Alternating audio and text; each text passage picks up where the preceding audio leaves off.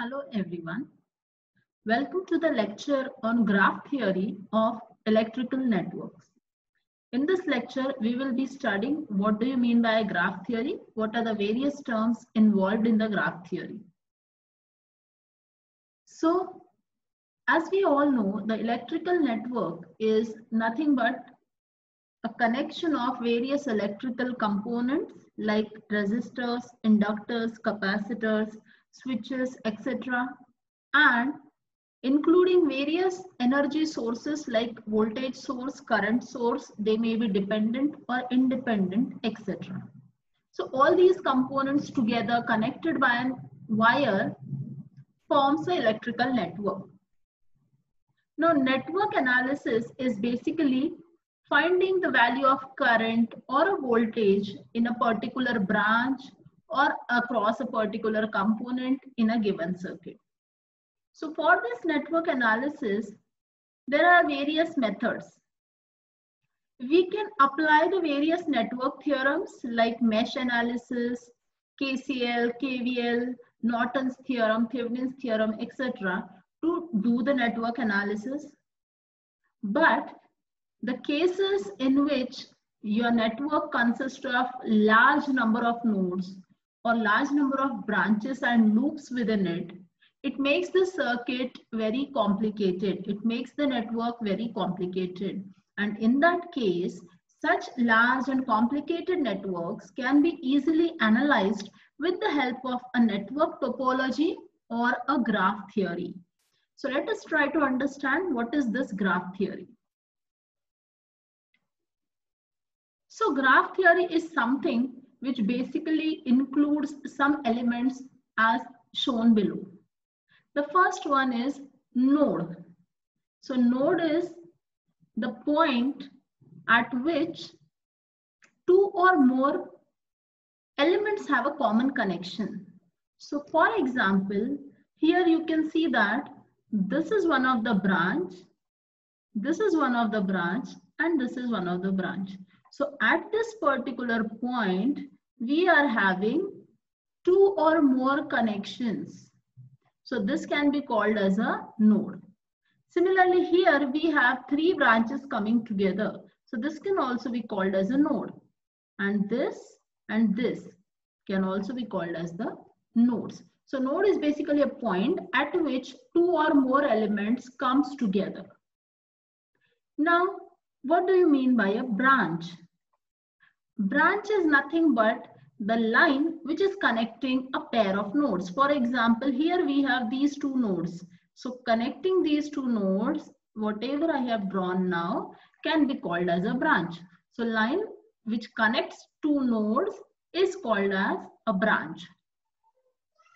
Now this line can also be representing any electrical component because in graph theory, the component is replaced by a wire or a line. Then coming to the loop, here in this between the two nodes, I have this path also and I can reach from this path also. So having two end nodes same, there are more than one path, then it is forming a loop. And this complete path is called as a loop. So whenever there is more than one path between the two nodes, it forms a circuit or a loop. Now here, there is a very slight difference between loop and a mesh. If I consider this outer loop, it is a loop or a circuit, but it cannot be called as a mesh because within this bigger loop, I have this as a smaller loop. I have this as a smaller loop. That means this bigger loop contains another loops within it. That's why it cannot be called as a mesh. So mesh is basically a loop which does not contain any other loops within it. So that is about the various elements of a graph theory.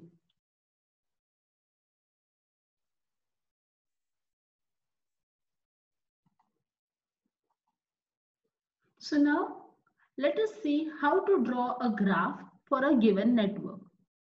There are some rules for converting a given network into a graph. For that, the first point is all the elements, all the physical elements are considered as same. That means a resistor, inductor, or a capacitor all are replaced by a straight wire or a straight line between the nodes where they are connected in the circuit. So all the physical elements are similar in representation in a graph. The second thing, wherever we are finding the nodes in a network, in a given network, where the branches of a circuit are meeting, that same nodes we have to draw for a graph, and then simply we have to join the nodes. Now, while joining the nodes, if there are simply the elements or the electrical components, then we will join them by a line. But if it is having the sources, in that case, the voltage sources should be replaced by short circuits and the current sources should be replaced by the open circuits. So as we can see over here, in this network, there are 4 nodes. So the same 4 nodes are drawn over here. 1, 2, 3, and 4. These 4 nodes, first of all, we have drawn. Then we have to see the connections between these nodes. So we can see that between node 2 and 3, we have a resistor. So the physical element or the component will be simply joined by a line. So here I will join 2 and 3 node by a line. Similarly, between 1 and 2 node, there is a physical component. It is joined by a line. Between the node 3 and 4, again we have 2 components in series. So they will be replaced by a line. Now between the node 1 and 4, I have a component, but along with it, I also have a voltage source. We know that voltage source is to be replaced by a short circuit. So here also I will have a straight line. This will also become a straight line. Once I draw all this, I will name the branches as it is shown in the network. So this is my graph for a given network. So whatever is the network given in A, this represents the graph for it. Now let us see what are the different types or terms used in a graph theory. When we draw a graph for a given network, they can be categorized as a planar graph or a non-planar graph. Planar graphs are the graphs which can be drawn on a 2-dimensional surface. So as we can see over here, the connections are shown very simple and they can be drawn on a 2-dimensional surface. They are the planar graph. Whereas if you will see the examples of non-planar graph, here this graph is represented in 2-dimensional, but it is not. It cannot be actually drawn over it. Here, the branch between node 1 and 4 and node 2 and 3 are actually overlapping. They are intersecting at a point which is not a node. So to understand this in a simple manner, you can just consider that if 2 roads are going parallelly, you can represent it on a planar graph. But if you have a road and an overbridge going over that road, how you will represent it? That can be the example of a non-planar graph. That means you are having a branch which is above some underlying branch and it is not intersecting it at a node. So that is your planar and non-planar graph. Then subgraph. So when we draw a complete graph for a given network and we consider some part of that graph. For example, this is a complete graph out of which I have just taken node number 3, branch number 5, node 2, branch 4 and node 4. So I have taken a smaller part of this graph and I can call this part as a subgraph because it is a subset of an entire graph. Similarly, in this next figure, I have just taken node 1, branch 2 and node 3. So this can also be called as a subgraph. So your subgraph can be as smaller as a single node or a single branch. Now, tree. This is a very important term of graph theory. This was our complete graph. It has 4 nodes. If I take these 4 nodes and I consider only those branches which are connecting all the nodes but not forming any loop, then that particular subset can be called as a tree, or that particular subgraph can be called as a tree. So the most important condition for calling any subgraph as a tree is that it should contain all the nodes of the graph, but it should not contain any loop. As we can see in the C figure also, it is having all the 4 nodes, 1, 2, 3 and 4.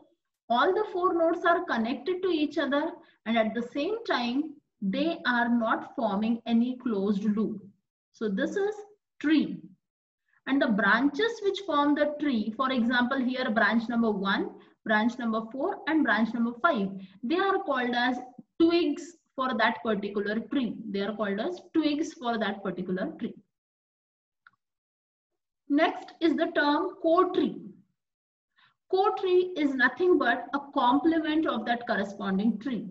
For example, if this is a tree I have drawn and this is a complete graph, so whatever are the branches other than the twigs, they will be called as the they will be forming a co-tree. For example, see, from this entire graph, what is remaining is this branch number 2, this branch number 6, and this branch number 3. So this combination of branch number 3 like this, branch number 6 and branch number 2, this will be called as the co-tree for this particular tree. Similarly, in this figure, if this is the tree given, whatever is the subgraph considering the remaining branches, that will form a co-tree for that particular tree. So it is a complement of a tree, and then the branches which form the co-tree are called as links or cords. The branches of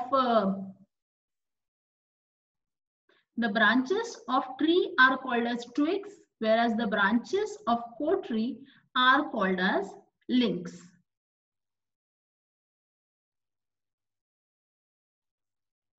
Now, let us take an example how to draw a directed graph. Let me tell you, directed graph is the graph which is having the directions of current flowing through it. So how we will draw? Let's start. First thing is we have to find the number of nodes. Nodes is the point where more than one elements are coming together. So I can find that there are 2 nodes in this. So first of all, I will draw the 2 nodes. I will name them as node number 1 and node number 2. Now I have to join these nodes wherever I have connection. Now here between node 1 and node 2, there is a resistor. So we know that all the physical elements are represented by a wire. So here I will have a branch. On the right hand side between node 1 and 2, I have a resistor and a capacitor. As they both are in series, I will have a simple line between the node 1 and 2. On the left hand side, I have a capacitor, I have a resistor. So they will be replaced by a straight line, and I have a voltage source. Now the internal impedance of voltage source is a 0, that is a short circuit. So again, I will have a straight line on this side also. And this is my graph, but this is an undirected graph because there is no direction. As the directions are not mentioned or are not indicated in the network, we can assume any direction, and this will be called as the directed graph. I can even name the branches for the further purposes. So this particular graph is having 2 nodes and 3 branches. Let us see one more example of drawing a directed graph. Again, we will have to find the number of nodes. So here I have total 1, 2, 3, 4 and 5 nodes. So I can draw them in the same fashion, but that is not compulsory that the position of nodes in the network should be same as that in the graph.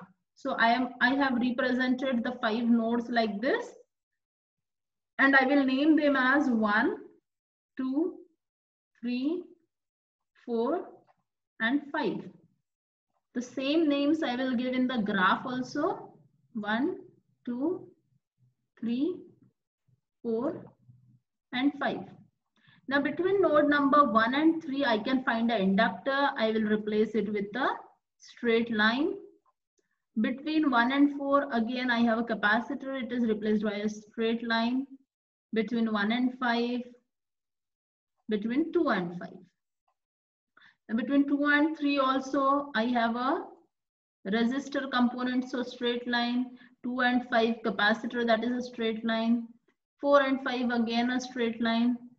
Now between 3 and 4, I have a resistor and a voltage source along with it. We know that voltage source is always replaced by a short circuit. So here also I will have a straight line like this. So this is the representation of this network as a directed graph. I can put the directions.